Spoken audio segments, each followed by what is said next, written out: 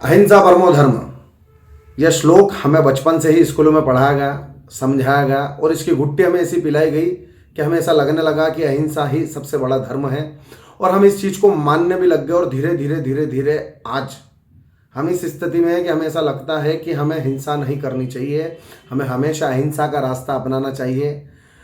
भारत के अंदर जो हमारे पूर्वज थे या जिन लोगों के हाथ में हमने शास्त्र दे रखे थे, जिन लोगों पर हमें अति विश्वास था, या यूं कहें कि जिन लोगों के हाथ में हमने हमारे बागडोर दे रखी थी हमारे सनातन धर्म की, उन लोगों ने कभी इस चीज पर कोई आपत्ति नहीं उठाई कि यह जो श्लोक है यह अपूर्ण है।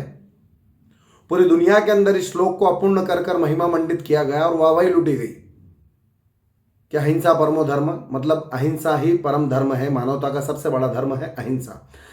आपको इस श्लोक पूर्ण रूप से मैं आज बता देता हूं। अहिंसा परमो धर्म, धर्म हिंसा तथैव च।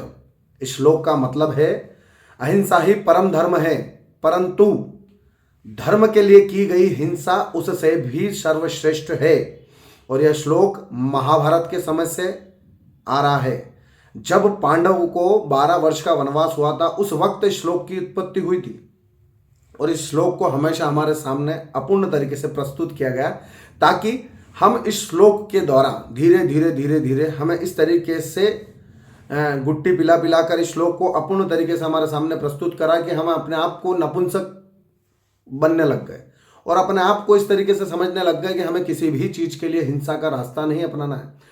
परंतु आपको एक बात बता दूं कि यदि राष्ट्र के ऊपर, अपने धर्म के ऊपर, अपने परिवार के ऊपर किसी भी प्रकार का कोई संकट आता है तो हमें हिंसा का रास्ता अपनाने में कोई आपत्ति नहीं होनी चाहिए। इस श्लोक का मतलब यही है कि अहिंसा परमो धर्म है, परम धर्म है, पर धर्म के लिए, राष्ट्र के लिए, परिवार के लिए की गई हिंसा उससे भी बड़ा धर्म है।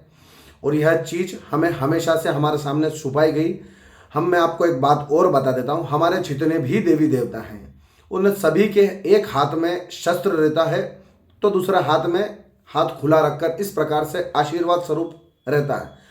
कुल मिलाकर समझाने का मतलब यह है कि एक हाथ से आशीर्वाद उन लोगों के लिए जो पापी नहीं हैं, जो निर्दोष हैं, और शस्त्र उन लोगों के लिए जो पापी हैं, जो सिर्फ शस्त्र की ही भाषा समझते हैं।